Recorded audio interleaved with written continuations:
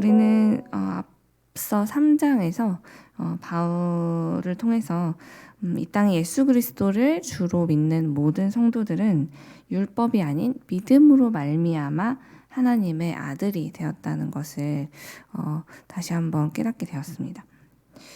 바울은 오늘 본문에서 유업을 이을 자 그리고 종, 즉 노예에 이제 이번에는 비유해서 예수님을 믿음으로 이 그리스도인들의 신분이 어떻게 변화되는지를 쉽게 설명하고 있어요.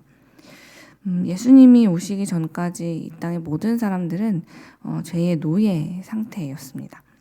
그러나 하나님께서는 당신의 자녀들이 율법을 매여서 종과 같이 사는 것을 기뻐하지 않으셨고 그것을 원하지 않으셨죠. 그래서 당신의 아들이신 예수 그리스도를 보내어 이 율법에 매여 살 수밖에 없었던 모든 사람들을 자유케 하시고 그 율법에 매여있던 유대인들뿐만이 아니라 또 하나님을 아예 알지 못한 채로 우상의 지배 아래 살고 있었던 이방인들까지도 모두가 다 당신의 아들로서의 명분을 가질 수 있도록 얻을 수 있도록 그 길을 만드셨습니다. 저는 오늘 말씀을 묵상하면서 유대인이든 이방인이든 하나님께서 그들에게 바라시는 것이 딱 한 가지였다라는 것이 제 마음에 큰 감동으로 다가왔는데요. 그들이 하나님께서 그들에게 무엇을 바라셨을까? 그것은 그들이 정말 한 번이라도 온전히 하나님께 제대로 된 예배를 드린다거나 하나님이 정말 마음에 쏙 들 만한 대단한 이벤트를 바라는 것, 그런 것이 하나님의 소원이 아니었어요. 하나님의 소원이 무엇이었는가? 그것에 대해서 오늘 말씀은 하나님의 소원은 바로 우리가 하나님의 자녀가 되어서 주님을 아빠, 아버지라고 부르는 것. 그것이 바로 하나님께서 간절히 바라시고 또 원하시던 단 한 가지의 소원이었다라는 것을 오늘 말씀 5절과 6절을 보면 우리는 확인할 수 있습니다. 그리고 하나님께서는 그 일을 이루시기 위해서 예수님께서 이 땅에 오셔서 십자가를 지도록 하셨던 것이죠. 예수님은 율법 아래 있는 유대인이나 또 우상 아래 있던 그 이방인들까지 모두 예수 그리스도를 믿는 믿음만 있다면 하나님의 아들이 되도록, 즉 하나님의 상속자가 되도록 해주셨습니다.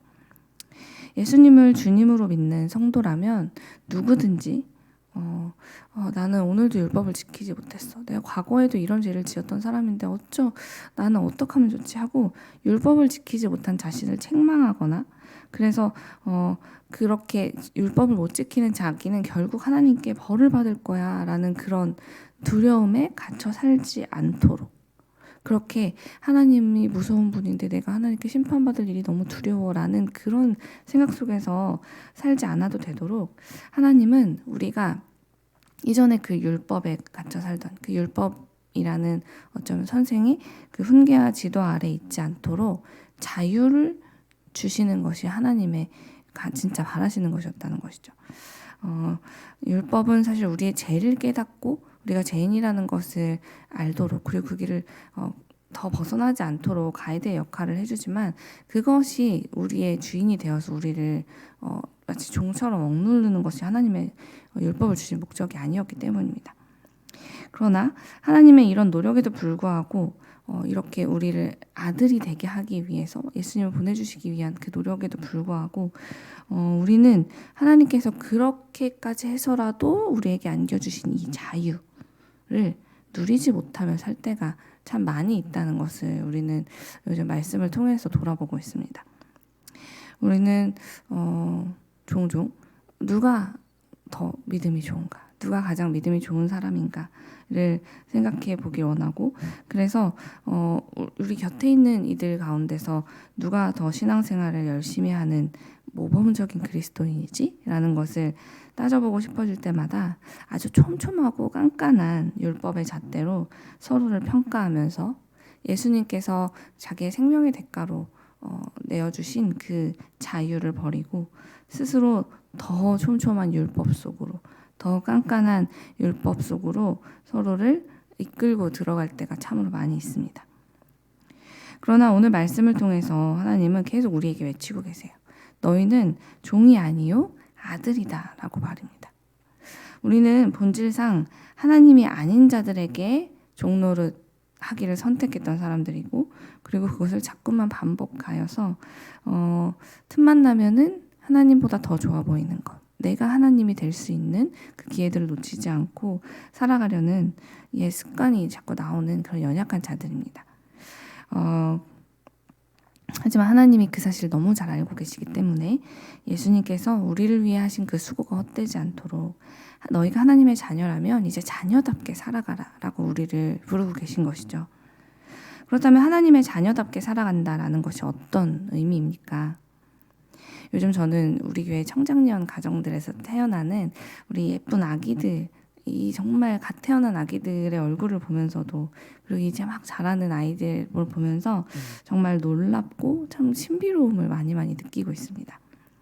그 작고 작은 그 아기의 얼굴 안에 엄마의 얼굴도 들어있고, 또 아빠의 얼굴도 들어있고, 때로는 할아버지와 할머니의 얼굴도 있고, 외가 식구들의 얼굴까지 다 담겨있는 그 모습이 너무 신기해요.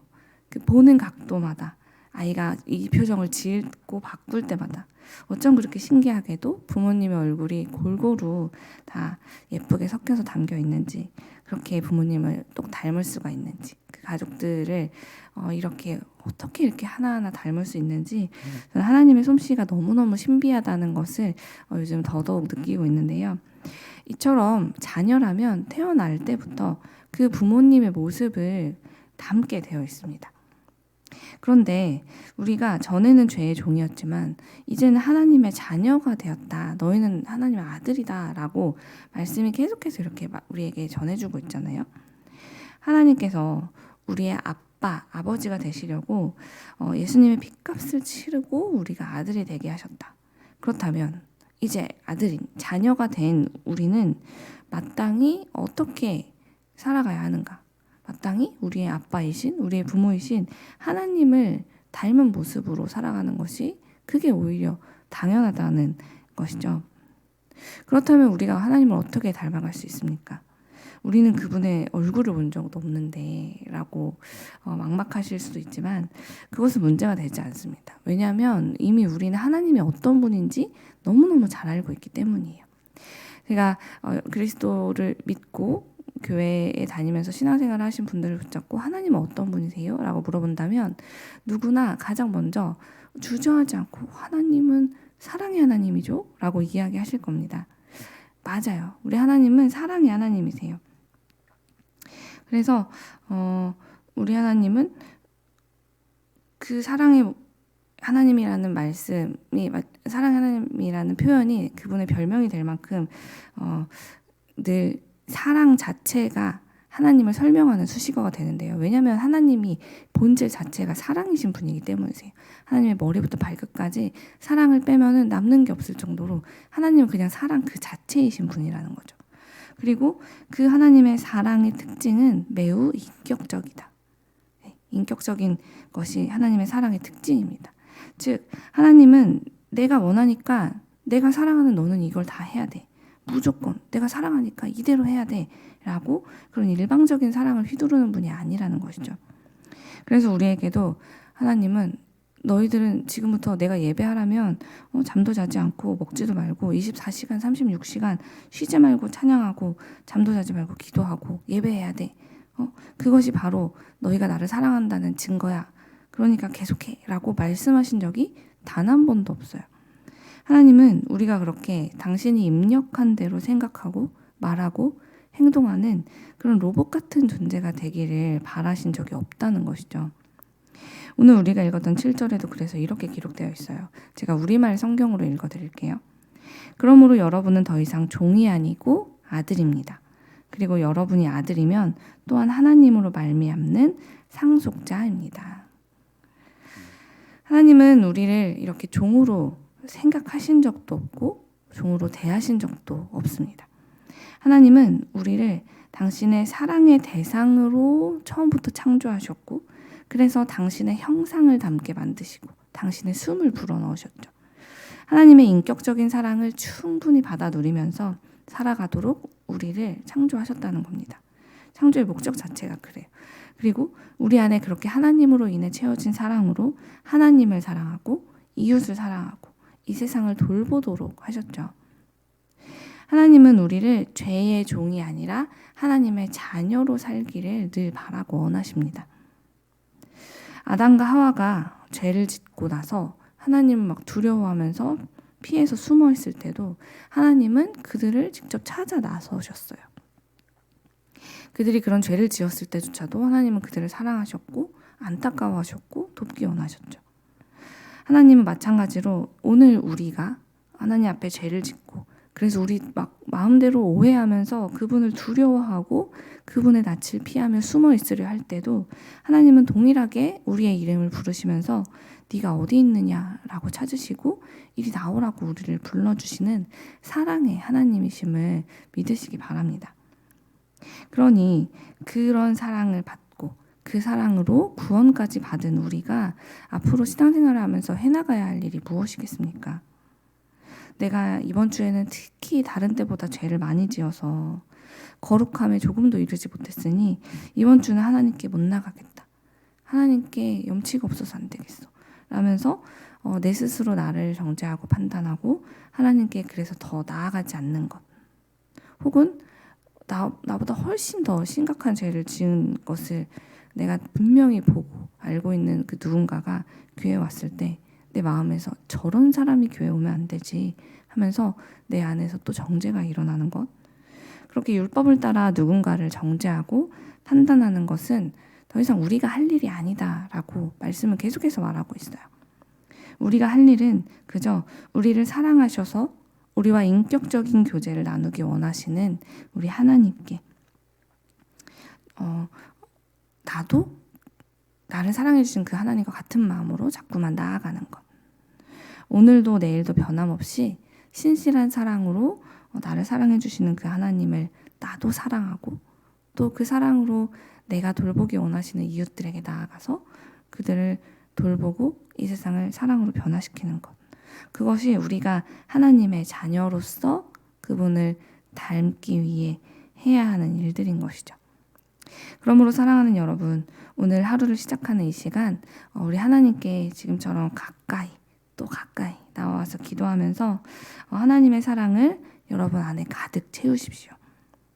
그래서 그렇게 가득 채워진 하나님의 사랑, 그렇게 온전히 하나님께로부터 사랑을 받아서 자라난 귀한 하나님의 아들답게 그렇게 사랑받고 자란 귀한 딸답게 앞으로 이 세상을 살아가시라는 말씀입니다. 우리를 하나님의 자녀답게 살지 못하게 하는 여러 요소들이 있는데 의심과 절망과 낙심, 또 불평과 같은 그런 어둠의 것들이 자꾸만 우리 삶에 찾아올 때가 있어요. 그러나 우리 하나님의 사랑을 충분히 받고 우리가 살다 보면 그런 것들은 사실 어렵지 않게 물리칠 수 있어요. 하나님께서 부어주시는 그 사랑으로 내가 먼저 참 자유를 누리게 된다면 내가 먼저 우리 예수님 안에 있는 평안과 기쁨을 누리게 된다면 우리가 이웃들에게 힘들게 내 안에 막 사랑과 기쁨을 만들어서 내어주지 않아도 우리는 또 예수님을 어떻게 전해야 되지라고 고민하면서 막 전도할 말을 찾지 않아도 이미 우리의 그 평안을 누리며 살아가는 기쁨으로 늘 가득한 그 기쁨을 잃어버리지 않는 우리의 모습을 통해 우리의 표정과 태도를 통해서 많은 사람들이 먼저 우리가 어떤 사랑을 받고 살아가는 사람들인가, 이 세상이 줄 수 없는 그런 사랑을 누리며 살아가는 사람들이구나라는 것을 우리를 보고 깨닫게 될 것입니다. 사람들이 그런 얘기를 하잖아요. 사랑을 많이 받고 자란 사람들을 보면 아이고 사랑 많이 받고 자란 티가 나요. 벌써 얼굴에서 표정에서 말투에서 딱 보이네 라고 그런 이야기들을 하실 때가 있어요. 하나님의 특별한 사랑을 받고 자란 우리도 이제는 그 말을 꼭 들어야 되지 않겠습니까? 정말 사랑 많이 받은 티가 나요. 하나님의 사랑을 정말 온전히 누리며 자란 티가 나요. 라는 그런 말을 꼭 들으면서 살아가는 우리 세상의 빛 이레 교회가 되기를 간절히 소망합니다. 그래서 우리가 가는 곳마다 예수님의 사랑으로 진정한 자유와 평안과 구원이 이루어지는 역사가 매일매일 우리 삶 속에서 이루어지기를 간절히 소망합니다. 기도하겠습니다.